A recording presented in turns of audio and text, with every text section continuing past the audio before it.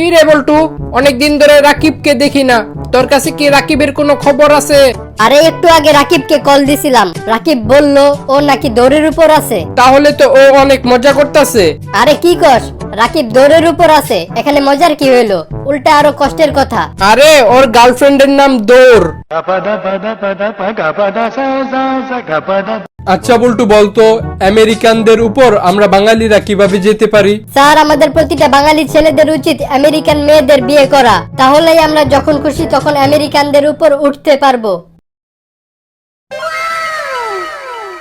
দোস্ত, আমি ফুটবল খেলা বুঝি না, আমাকে একটু বুঝিয়ে দিবি? আচ্ছা, টিভিতে খেলা দেখে বলতো, তুই ফুটবল খেলার কি বুঝোস না? বলটাকে সবাই লাথি মারতাছে কেন?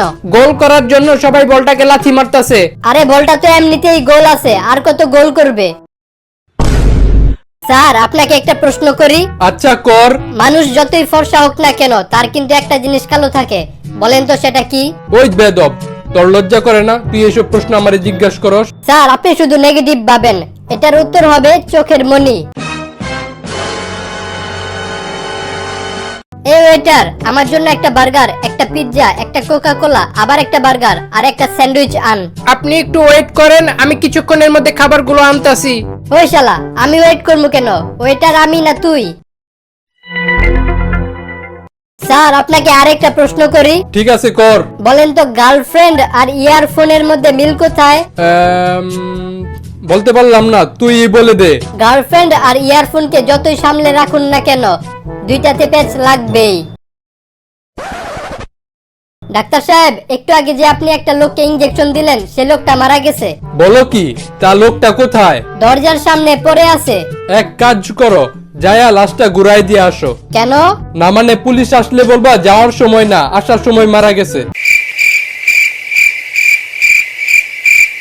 বল্টু, তুই কালকে রাত কয়টা পর্যন্ত পড়ালেখা করেছিলি? বাবা, আমি কালকে রাত 12টা পর্যন্ত পড়ালেখা করেছিলাম। তোরে কানের নিচে একটা থাপ্পড় মারমু। কালকে তো রাত 9টা বাজে কারেন্ট চলে গেছিল।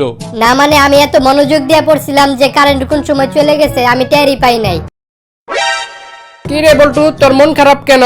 আমার এক কাছের বন্ধু মারা গেছে। কিভাবে? ওর ভুলে যাওয়ার রোগ ছিল। মানে ও কারেন্টের তারে চুমা খেতে গিয়ে কারেন্টের শক খেয়ে মারা গেছে। এটা তো ভুলে যাওয়ার রোগ না, ও তো আসলে বোকা ছিল। না মানে ও যে আসলে বোকা, এটাই বারে বারে ভুলে যেত।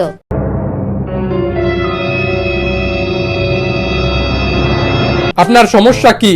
ডাক্তার, আমি রাতে যখন অন্ধকার দেখি তখন আমার ভয় লাগে। কিছুদিন অপেক্ষা করুন, আমাদের দেশের যে অবস্থা, কারেন্ট বিল যে হারে বাড়তাছে, কিছুদিন পর আপনি আলো দেখে ভয় পাবেন, তখন আর অন্ধকারকে ভয় লাগবে না।